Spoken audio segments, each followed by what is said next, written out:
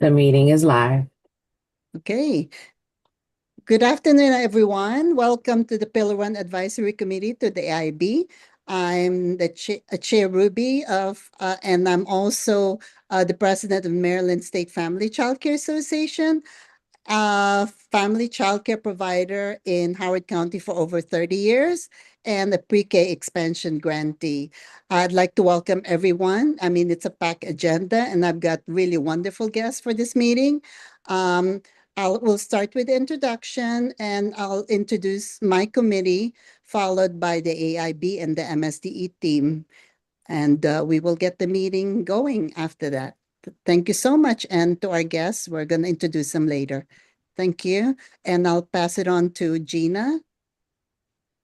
Hi, everyone. Welcome to the meeting. I am Gina Hoover. I am the Early Learning Lead Teacher with Washington County Public Schools, and I've been a member of the Pillar One Committee since it began. And I'm happy to be here with you all, and welcome to all our guests. And we will let our new student member, Owen, introduce himself. Hello, I'm Owen. I'm in Carroll County and I'm the student member on Pillar One.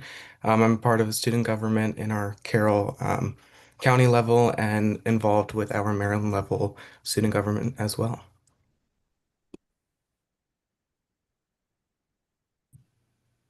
And I think that's all for our committee. Yeah, that's all the committee. Rachel, you want to take it? Sure. I'm Rachel Amstutz, Policy Director at the AIB, and I'm excited to be joined by several staff. We can pass it over to Lisa. Hi, everyone. I am Lisa Armstrong, Policy Analyst, here today supporting Pillar One. My main focus is Pillar Four, and I will pass it to our new team member and analyst, Simone. Hi, everyone. My name is Simone Hall. Just joined the AIB as a financial data analyst on staff, and I'm happy to be here. I don't know if there's anyone else on our staff from here. Liz. Okay, I'm going to pass it to Liz. Hi, everyone. I'm Liz Smith. I am the policy analyst for Pillar 5, also just joined. So just trying to get my feet under me and learn more about Pillar 1. Perfect. And Liz, you are not alone. I'm going to pass it over to our MSDE teammates, and I'll start, Sarah, with you. Good afternoon, everybody. Sarah Neville Morgan. I'm the Assistant State Superintendent for the Division of Early Childhood, and I will pass it to Tara. Good afternoon. I'm Tara Phillips. I'm the Executive Director for Child Care Operations Policy and Strategy for the Division of Early Childhood, and I'm going to pass it to Laura. I am Laura Wallace. I am the Director of Research, Policy, and Partnerships, and I'm going to pass this over to Jeff.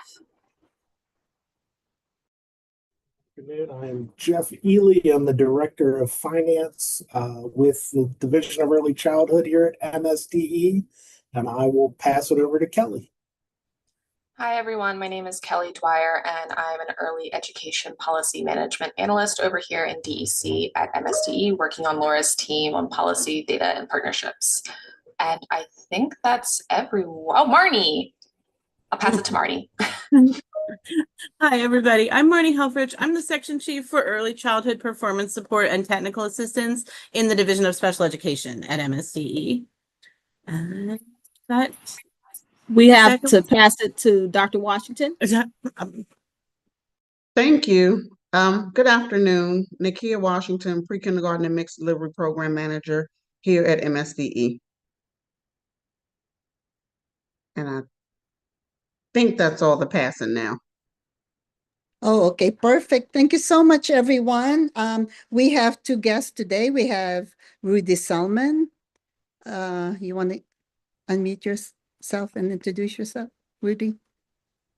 Yes, hi. Great to be here with everybody today. Rudy Zellman, Program Director, Pre-K Expansion with the Fund for Educational Excellence in Baltimore City.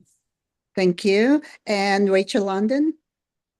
Good afternoon, everyone. Thank you for having me. I'm Rachel London, the Executive Director of the Maryland Developmental Disabilities Council. Yeah, we have another guest, Chris Bush, but she might join us later. She's running late. So we can get the meeting started. Today's topic is the pre-K expansion, understanding Maryland's pre-K sliding scale, equity tiers, and implementation, and understanding also the pre-K expansion itself. So I'll pass it on to AIB for the recap. All righty. So real quick, I also wanted to acknowledge that another one of our advisory committee members joined, Jennifer Madam McMahon. We're glad to get started tonight, and we have a packed agenda, as Ruby said. So the AIB does want to keep our comments pretty brief here at the beginning of the meeting, but we are very excited about tonight's guest and appreciate everybody that's able to join tonight to lean in here. We also did want to take a quick second as the meeting is opening to welcome Owen. I know you got to introduce yourself, but you are our first new 2025-2026 board member, student board member for Pillar 1, but the first one to join the team and to be on their first meeting. So we're excited to welcome you to the committee. And I promise you that Ruby and team will put you to work because we want to hear your opinions and your knowledge about what's happening in your school system and how Blueprint is being implemented.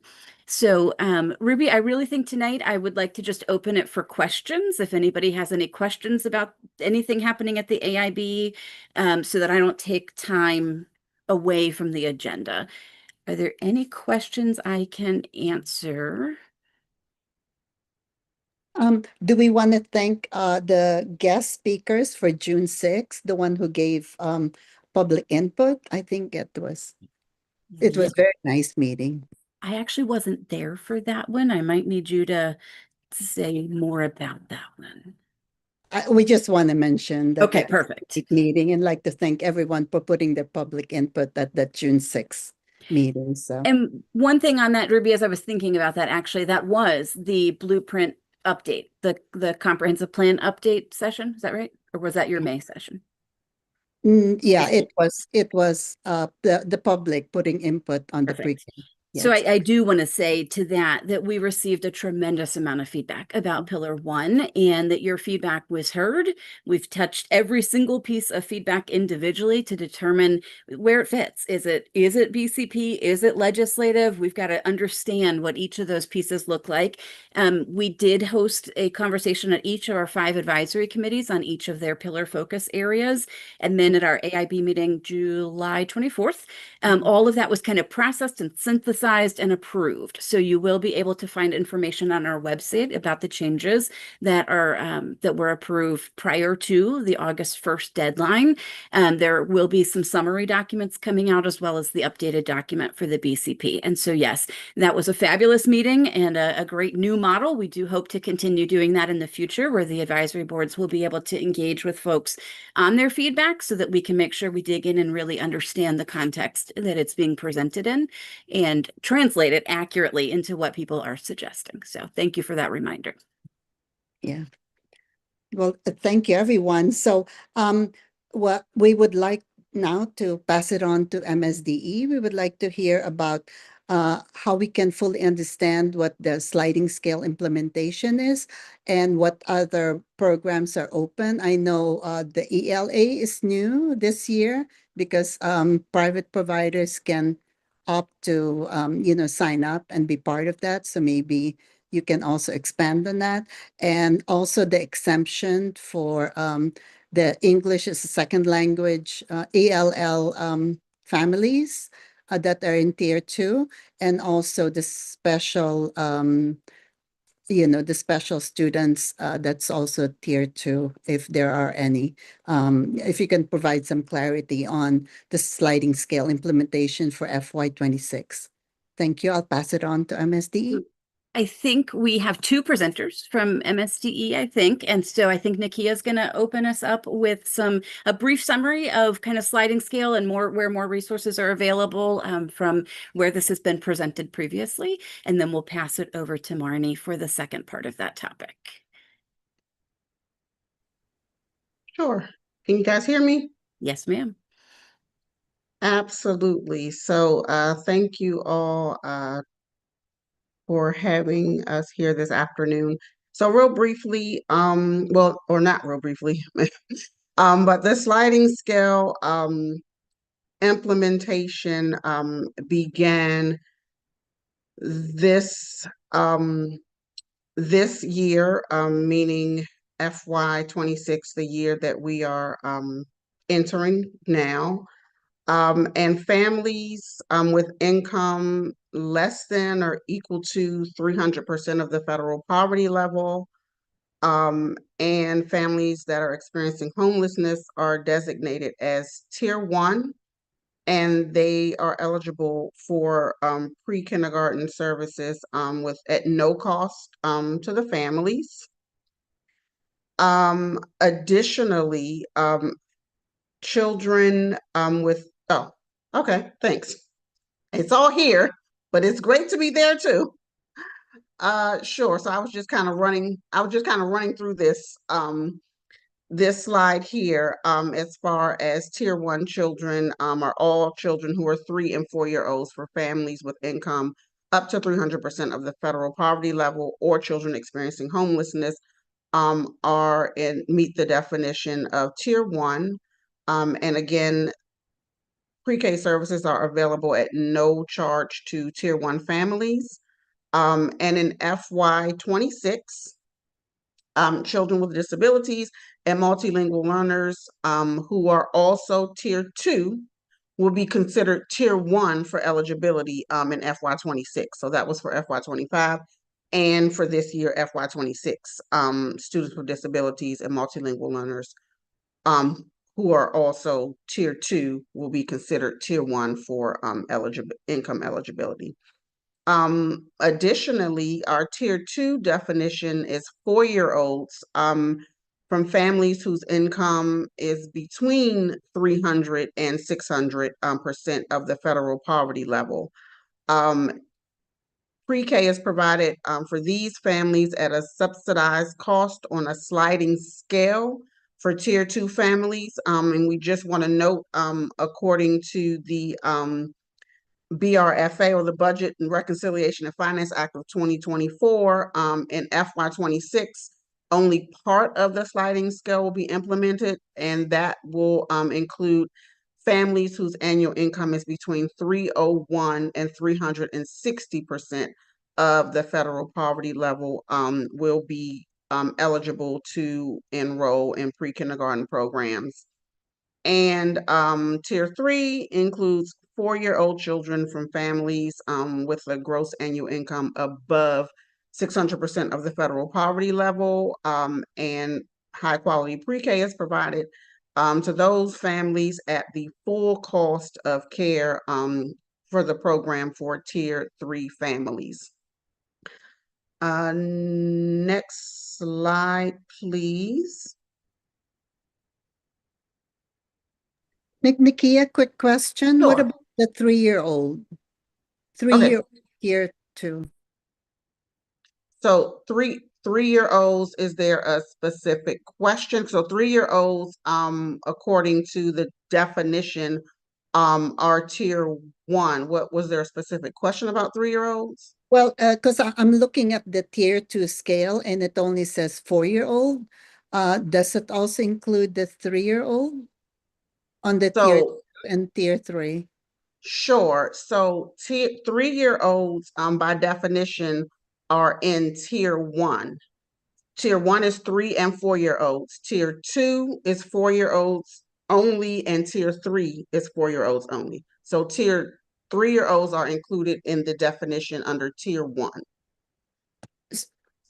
So what happens if it's a 3-year-old with that's over the 600 federal poverty level? Are they still considered Tier 1? If they are up to 300% of the federal poverty level, they are Tier 1.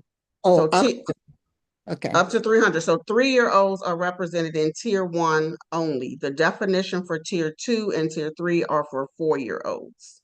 In terms of eligibility for this programming. Oh, okay. Now I get it. Thank you.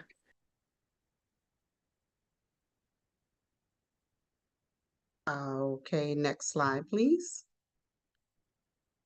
And again, we are reiterating here that families who are between 301 and 360% of the federal poverty level, again in FY26, are eligible for the sliding scale. And the table shows an example of a family share for FY26 as an annual amount, monthly amount, and percentage of family income.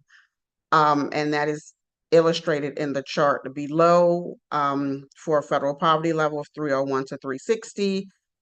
We know the per pupil amount for FY26 is $14,473 per pupil, which the total family share per child is $1,447.30.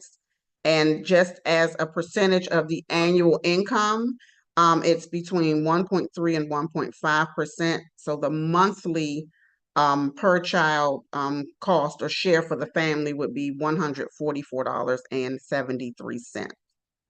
And MSDE will be using or is using the federal poverty level from the previous school year in FY25-26.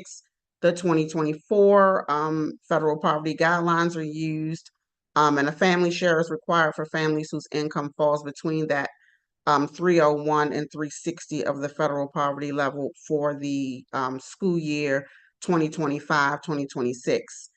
And as far as the family share, both public and private providers have the option to cover the full cost of the family share if they choose to.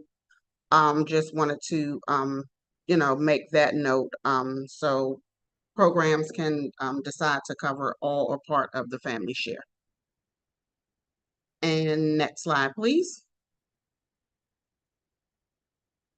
Oh, okay. I think if there are questions, I can answer them, or if you want to hold them and let Marnie talk about publicly funded pre-K programs for children with disabilities, as some questions may kind of overlap, and we can answer those at that point. I'm here, you just tell me what you'd like us to do. Nikia, so just to reiterate that English is a second language, and the special children with disabilities considered tier 1, even if the family's income is falls under tier 2, right? Yes, so if they're children with disabilities or multilingual learners and tier 2, they're considered tier 1 for eligibility in FY26. You're correct, Ruby. Okay, because I'm collecting the financial information of my students, and that's how we're going to group it. So, but if they are over 600 of the federal poverty level, they're considered tier 3, and they will pay the full price if they attend the pre-K, right? Correct. Okay. So I guess that's it. And then we have the option to cover the cost of the $144.73 for between 301 to 360, right? Yes, that's correct. Okay. And that's only for this year, and next year it's going to be different? Yes, we'll find out about next year before next year happens. All right. Let's talk about this year first. Yes. Perfect. Thank you so much. Sure. And now I'll pass it over to Marnie.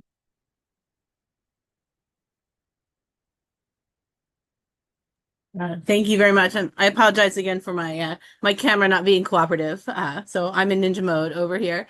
I just wanted to mostly just be here in case there were any specific questions around children with disabilities. There were not any changes. We did recently, in collaboration with DEC and DSE together, release a frequently asked questions document just capturing and reiterating the guidance about children with disabilities that we have been providing since pre-K expansion began, really, which is to remind the LEAs that their obligation to provide services as required by each child's IEP, individual education program, in the least restrictive environment, so in a regular early childhood setting to the maximum extent possible, existed before Blueprint. and isn't changed by, anything in terms of the tiers and the requirements and things like that. And to emphasize that children who require a classroom placement or for their IEP to be implemented, then it's the LEA's obligation to make that available at no cost to the family. And they can do that in a variety of ways, including, their pre-K programs, whether they're school-based, that are based in their schools, and that if children are already attending an early childhood program, whether it's in a school setting or in the community, whether it's a Blueprint funded pre-K expansion type program or one that the family has selected, on their own outside of that, like it's best practice to bring services to children in those settings to the maximum extent possible. It's not possible to implement every IEP in every setting, but the goal, the principle of least restrictive environment is to serve children where they would be if they didn't have a disability. And that principle applies even more, to all children with disabilities, but especially to our youngest learners who benefit so much from peer models and the rich learning environments that are available in our pre-K programs, whether they're community-based or school-based, and who don't benefit at all from multiple transitions during their day. So those are the principles that we have always, that underlie early childhood special education practice and that we need to reiterate in this document. So I don't know if there were specific questions that folks had about disabilities.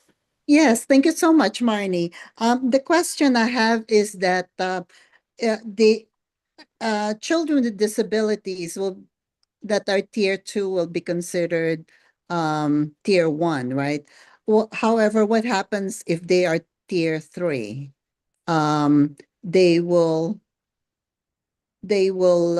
have to pay if they're earning over 600 in federal poverty level, they will have to pay the full price of the pre-K. However, do they still continue getting all the services? I know Rachel's here, so Rachel is actually the expert of this, but maybe I can. Yeah. So, as in all things special education, it depends a little bit on this particular situation in the sense that all special education services are provided to children at no cost to the family. So if the child needs the IEP team has determined that the child needs their IEP to be implemented in a classroom setting with typical peers, then the LEA is responsible to provide that. And again, in many cases, LEAs would do that through pre-K programs that exist in their schools, but they can also do that through contracting with, other providers in the community, and in that case, the LEA would be responsible for the cost, and that's not related to Blueprint, that's related to their obligation under IDEA, the special education law. Now, if the IEP doesn't require a classroom placement to be implemented, so for example, if you have a child who needs some speech language services and the IEP team has agreed that it's appropriate for the child to receive those like one-on-one with a therapist, then we would say the best practice would be if the child is already enrolled by the parents in a community setting to bring those services to the child. In some cases that isn't feasible, and then maybe the child will be brought to the school to receive the services instead, and those services would be at no cost to the family. But if the IEP doesn't require classroom services, but the family wants to pursue a classroom placement, whether it's in a pre-K setting or, some other kind of setting, then that would be the family's option. So the family would never have to pay if the classroom placement is required by the IEP. If the classroom placement is not required by the IEP, but the family wants the child to be in a setting, whether it's in the, in the community, then that would be the family's choice and responsibility. Oh, thank you so much for that clarification. So, and that also includes transportation to the services if they were to go to the LEAs, right? If they were in a private setting. If the LEA decides that the way it can implement the IEP is for the child to receive services at the school, then the LEA would be responsible for the transportation. Yes. Again, we would prefer in most cases to see the services brought to the child because that's less disruptive to the child, but that the LEA does have some, has to make some decisions about how they implement the IEP. But yes, they can't require the family to transport. Now, some parents would prefer to transport themselves, but if the child needs transportation in order to access their services, it needs to be provided. Oh, okay. Thank you so much. Hey, so we're right on schedule. Well, right on schedule. So is there any committee member highlights or feedback, Gina or Owen? No, I just want to thank you guys for the clarification. I know that there's always questions surrounding the sliding scale, and it's new, and we all have questions, and so it's just great to get some more clarification. So we appreciate it. Okay, Gina, do you want to go ahead and go to our guest speakers? Absolutely. Let me just Rudy and Rachel. So Rudy first. Yes. So welcome again to our guest speakers this evening. And first up, we have Rudy Zellman, who is Program Director for the Pre-K Expansion Fund for Educational Excellence. So Rudy, I will turn it over to you. Thank you for being here. Thank you so much. Thank you again, Chair Daniels, member of the Pillar One Advisory Committee, for inviting me to be here today. The Chair Daniels asked me to give some updates on what we've been working on in Baltimore City, so I'm happy to share just some brief highlights during our time this afternoon. So this past year, with the support of our local philanthropic community, the Fund for Educational Excellence partnered with the Maryland State Child Care Association, the Child Care Company, and the Baltimore City Child Care Resource Center to recruit and support a cohort of child care providers to go through the pre-K expansion grant process with the goal of increasing access for private providers and adding seats for Baltimore City children. We ended up inviting 13 childcare programs to participate in an expert-led 5-week community of practice to help them prepare to apply for public pre-K, including an in-depth walkthrough of their budget and what that would look like with grant funds. After that community of practice, we had 7 programs who decided to apply for the pre-K expansion grant, and they were then matched with a grant writer from our partners at MSCCA to help them complete the application. And out of those 7, 5 of those providers were awarded the grant. For context, the programs who went through the cohort represented 5 of the 6 total new Baltimore City providers awarded the pre-K expansion grant for FY26, and all but 1 of the providers in the cohort said that they would not have applied or been able to apply for the grant without this coordinated assistance. And these 5 providers will continue to receive technical assistance support throughout their first year through MSCCA and the Baltimore City Child Care Resource Center to support them with grant management and also preparing for the accreditation process. We're really proud in Baltimore City. We had, if my numbers are right, the biggest increase in new providers out of all of the jurisdictions. And as we look ahead, we're already recruiting programs for a second cohort. This time we're starting earlier and offering coaching throughout the fall through the Baltimore City Child Care Resource Center to help programs boost their quality ratings and be more prepared to become public pre-K sites. So what we've learned here in Baltimore City through this process is that it's absolutely possible for us to scale up provider participation mixed delivery, but only if we invest on the front end to help programs really be ready to implement this. Most providers on their own do not have the administrative capacity or financial resources that it takes to prepare for and apply for the pre-K expansion grant on their own, especially our providers who have maybe run smaller programs and have been rooted in the community for a long time. Based on our experience in Baltimore City, some recommendations on how we can increase provider participation. One, really thinking about how we can scale this model of coordinated, high-quality technical assistance to help providers prepare before they think about applying for the grant. It takes a lot. So providing them with that support. While the pre-K hubs continue to go unfunded, the state could look to invest in scaling models like this and they're also, we're not the only ones doing this. There are other jurisdictions around the state that has similar work happening. Second, we need to simplify the pre-K expansion grant application. I know that's been a topic in this committee many times, so it's not the first time anyone's hearing it. But it's really hard for programs to do on their own, and funds that are being spent on grant writers could be better spent on improving program quality and readiness. And then third, we need to increase the state's allocation to the pre-K expansion grant program. That funding pot has remained relatively stagnant over the last 3 to 4 years, but as we look ahead to FY27 and that per slot rate rises, as we all know it needs to make it financially viable for more providers to participate, that funding will get us less and less seats. So for example, the same amount of funding that got us 2,000 seats in FY25 will only yield 1,300 seats in FY27. So as jurisdictions across the state, like what we're doing in Baltimore City, are putting significant effort into building capacity among their private providers are putting a lot of effort in to prepare to meet these high qualifications for public pre-K. We need to make sure that we're funding pre-K expansion at a level that avoids having to turn down private providers who are otherwise highly qualified to implement public pre-K, and also making sure that aligns with the Blueprint's goals for increasing pre-K access. So thank you for having me. Oh, thank you so much, Rudy. Yeah, I do have to highlight that we have to all speak about the funding. We have to increase the funding because it's going to be less access, as you know. Last year when I had the 3 students who didn't speak a single word of English at the start of the school year, and at the end of the school year, they didn't need any services going into kindergarten.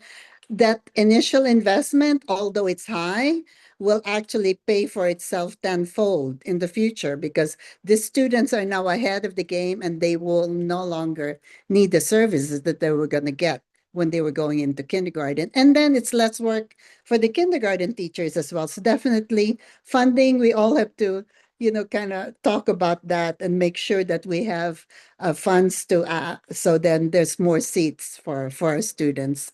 Thank you so much. And also I want to share that we also are starting a hub, the MSFCCA CanBe, and CanBe is the Child Care Advancement Network, building educators.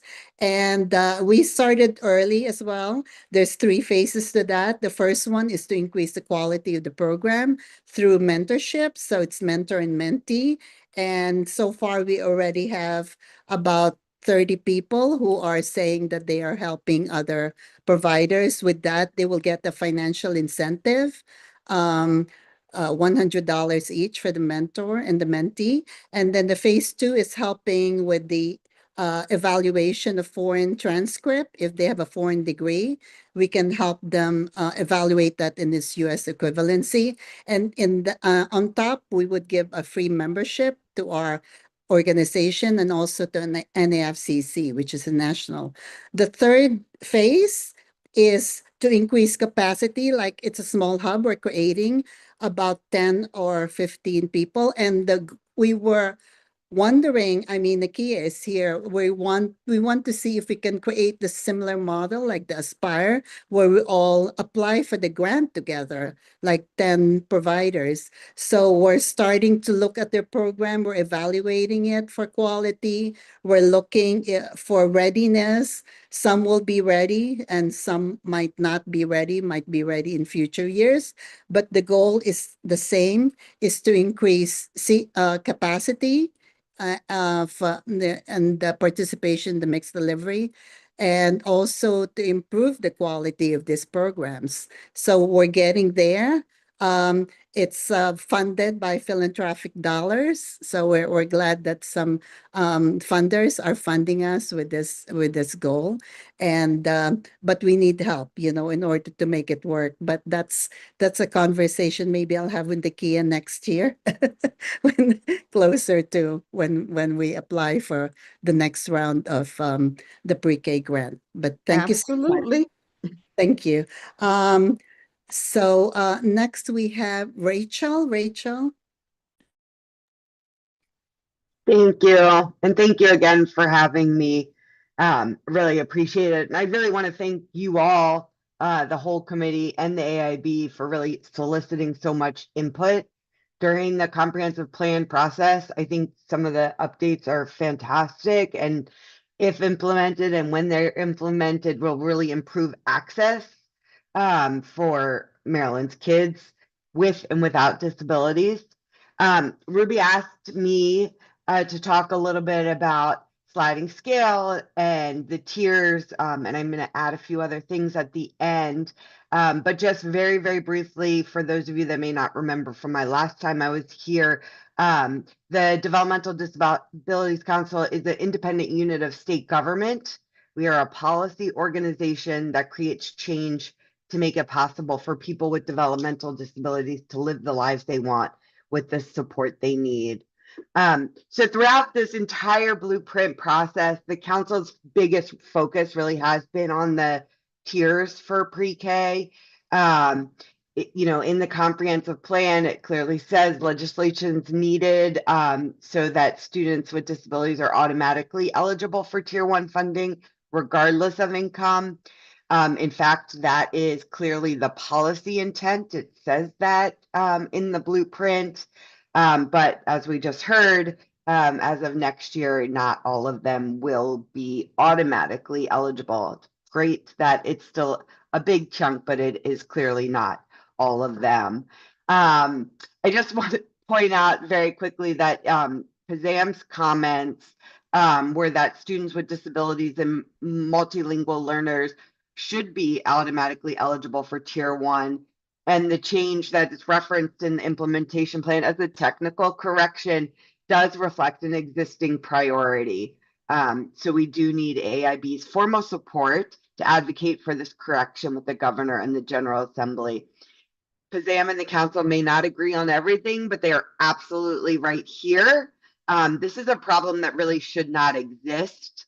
Marnie said the provision of free appropriate public education, in other words, special education and the related services for preschool kids that are eligible, 3 to 5, has been required in federal law since 1990 and in state law since 1985.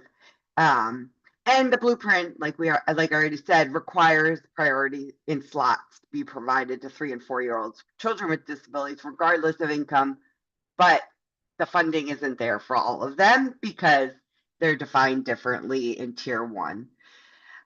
So I want to reiterate a couple of things, particularly since Marnie mentioned the FAQs that were recently released. That guidance actually said, and I'm going to quote here and read it so I don't get it wrong, that if the LEA makes FAPE or free and appropriate public education available in its school-based pre-K program, but the parent wants to use a publicly funded private provider, then the LEA must clarify with the parent that they are rejecting the free and appropriate public education offer and the implications of that. That's hopefully a mistake that is going to be corrected because, as Marnie said, the FAPE and least restrictive environment requirements shouldn't be interpreted as prioritizing or allowing only those services to be provided in preschool programs in a public school classroom. And so what is the result on families? What does this mean really for families? I'm going to be clear. Families of kids with disabilities want and need choice for the same reasons as families of children without disabilities, but the children with disabilities and their families are facing greater barriers to that choice. Many of the LEA pre-K programs are not inclusive. Costs are barriers. Research shows that it costs 4 times more to raise a child with disabilities than to raise a child without disabilities. Another argument that the greater than 600%, those families, it's a very different feel, which is why the blueprint actually made pre-K a priority for all children with disabilities, regardless of income. And so I just want to, couple of things, you know, I think some of these issues can get fleshed out even more once MSD starts the review required by the bill that passed that's going to look at mixed delivery. And that all of those things are going to be critically important for kids with disabilities. There are requirements specific to children with disabilities and best practices. So I will definitely look forward to seeing how that group proceeds with any recommendations. And then the recommendations also talk about technical assistance. Ruby, great to hear that you're looking at mentors and mentees. The plan talks about focus groups to share best practices, information, needs, and solutions. Absolutely can help. We the council, have funded over the course of many years a lot of that training in TA.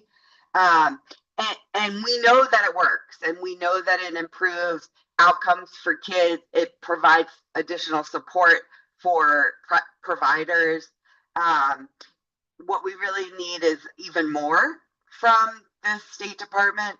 And there was a recommendation which we strongly support in a change to allow for a portion of the pre-K expansion grant to be used towards obtaining an Excel rating. The council also worked very closely with MSD when those ratings were being created, and the higher ratings beyond a 1 include information needed to provide high quality care and education to children with disabilities. It really focuses on access and inclusion and the support. And so we strongly support that. You heard, thank you, Rudy, for outlining them so clearly, some of the issues with the improvements needed to the pre-K expansion grant process. Leave that to my colleagues, but support that those do need to be improved. So I think the bottom line for the council and for families of kids with disabilities is they need and want choice. We all want and need a mixed delivery system that works. The early childhood workforce needs investment and support, training and TA, and families really need to be able to choose the setting that is the best fit for their child, regardless of whether that's a public school or a private provider. And so families of kids with disabilities need it every more. They need it even more. They have a long-standing right to it. And so the council really supports, even in these tough budget times, which we absolutely recognize. Failed to mention before, we are 100% federally funded, so we absolutely understand. We know that investing in the early years pays dividends. We heard it for children, for families, but also for the state. So with that, I'm happy to always provide more information about the council or about any of these things as a follow-up. So thank you very much for inviting me. Oh, thank you so much, Rachel. Yeah, I do agree with the parent choice. And I was just helping one of the provider last night with the Maryland Excel.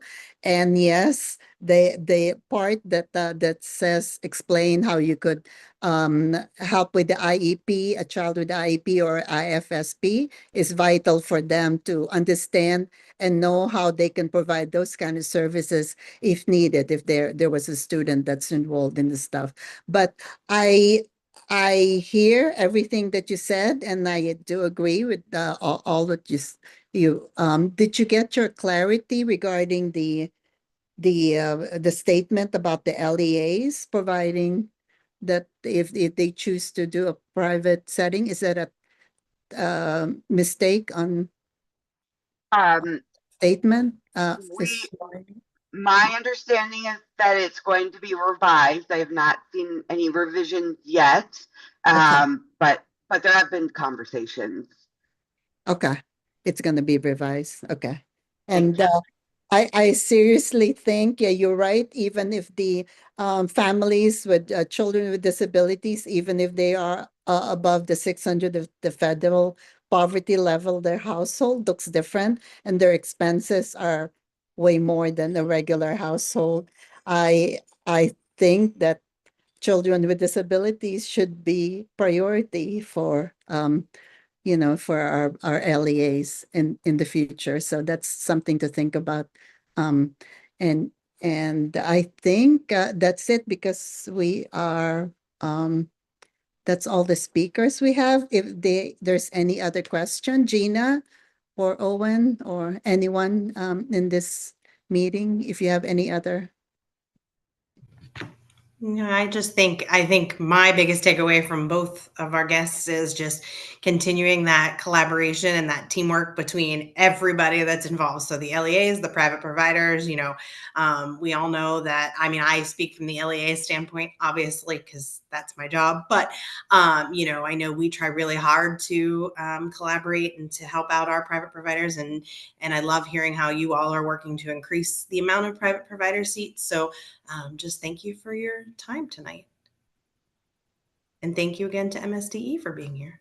Yeah, I mean, we have such wonderful guests today. Yeah, the part that also that I forgot to include with regards to our program, the ultimate goal of our Can Be program is to get a lot of the providers ready to become independent, like myself, because I feel like the providers who are in charge of their finances or able to manage their own business are the ones that's going to be successful and sustainable, and they can stay in the business longer, because we're losing a lot of the family childcare providers because of that reason. So we want more independent providers that will be able to do their own grants and manage their own budget. So that is something that we're working on. Hopefully we'll get more the following year. So thank you, everyone. And we're early, actually. So AIB, Rachel, is there anything else? This group never ends early, but I'm proud of you. We talked fast and we covered a lot of ground today. I do want to just check in with our colleagues at MSDE to see if there was any additional information that they wanted to share or provide, and also let you know that there's a plethora of information available through the MSDE team and on the MSDE website about sliding scale and all of these topics. Sarah, I just wanted to give you guys an opportunity if there's anything else we didn't cover, or anyone on the team. Well, thanks so much, Rachel. Unfortunately, I am on my way to my bus. I take a commuter bus home from Baltimore. But Nakia, could you share the class information? Because I think that is our breaking news that might be helpful. Sure. Yes, as we all may know, starting this year, and as a result of House Bill 1441, there's an additional pathway to meet the lead teacher requirement that involves the use of the class assessment. And we issued a memorandum initially to just explain the scores that were determined by MSDE, and that is classroom organization 5, emotional support 5, and instructional support 3 as the minimum scores for the class assessment. And actually, as of today, we issued some updated guidance and information around the use of class due to the timing of this requirement, and when the grant application went out, and the time that people had to be prepared and to implement this requirement for this FY26 year. So the guidance that went out today actually it talks about an exemption, a one-time exemption, if programs had a lead teacher to have the class assessment and not meet the minimum score requirement, and the program did not have a teacher that meets the grant requirements to put in that place. For this year, FY26 only, we would offer a one-time exemption, and the program would also provide us information on how they're going to provide technical assistance to that teacher, and there will be, of course, technical assistance and support provided on the MSDE side as well. And we would repeat the class assessment before the next grant year, because we do understand the timing in which all of this took place in terms of the requirement coming into effect and the time that people had to familiarize with class, possibly find staff who can meet the minimum score requirements. So we have we heard you, and we have issued the one-time exemption for this year for those teachers who fall into that category to be a support, and hopefully everyone moving forward for the FY27 grant year has this information already, so there won't be the issue of the limited time that we had this time from the time that the law went into effect until the time that it was time for implementation. So that went out today. So that's just an update on the class requirement. Hot off the press, the one-time exemption came out today. So everyone should see that information, as soon as possible. It went out to the grantees who were impacted so that they'll, can lower some of the anxiety about, oh my goodness, the teacher, we didn't meet it. What are we going to do? We don't have a teacher. So we want our programs focused on, providing high quality instruction to children and support to families. So we could ease that this year with this one-time exemption. So thanks for letting me share that. I'm also happy to jump in and follow up and say that we are working on a new pre-K work group established by House Bill 1475. And we will be sending on some communications about it starting tomorrow, about where folks who were looking to join the pre-K work group, we're looking for lots of new voices, and maybe folks who haven't joined on any of the work groups that we have going on. So this will also be coming up by email. It'll be on our Tuesday tidbits that we release. And so we're really excited for folks to share that with individuals that they think would be a good match or to apply themselves. And so in the information email, there'll be a link where individuals can kind of sign up and say that they're interested in being considered for a position in the work group. We'll also have a link on our website. And this work group is of course public. So if folks don't necessarily want to make the commitment to have to come to all the meetings, they will still be able to join and hear the conversation and add to it. So that is coming out very soon. Great. Thank you all. And Ruby, I don't want to be the reason this runs over. So I'm just going to say one more thing, pass it back to you and see if there's anything else. But I think in Maryland, the mixed delivery system is a hallmark of our model moving forward. And I think that we've heard some questions. We've had some folks reach out, and I just want to close with, I think, what I've heard in conversations with our team with MSDE and our team here at the AIB, that if you are a private provider or an LEA and are looking at your pre-K seats and saying, hey, let's talk about these, that the teams at the state level are available to discuss and to connect with you. And so just reach out. If you're seeing a different trend in seats, if you have unfilled seats, please reach out and talk with the team at MSDE. And I think who is the best person to point them to? You can point them to me. I love it. I was wondering, but I want to put you on the spot. That sounds perfect. And we'll definitely include that. Maybe I'll update the agenda, Ruby, to include Nikia's email address there. Great conversation tonight. Thank you for organizing it, Ruby, and I'll pass it to you to close up. Yes, thank you so much, Nikia, for that hot off the press one-time exemption for that, and also Laura for the pre-K work group. I'm sure there's some people in this space that are interested, Rudy, myself, and Rachel.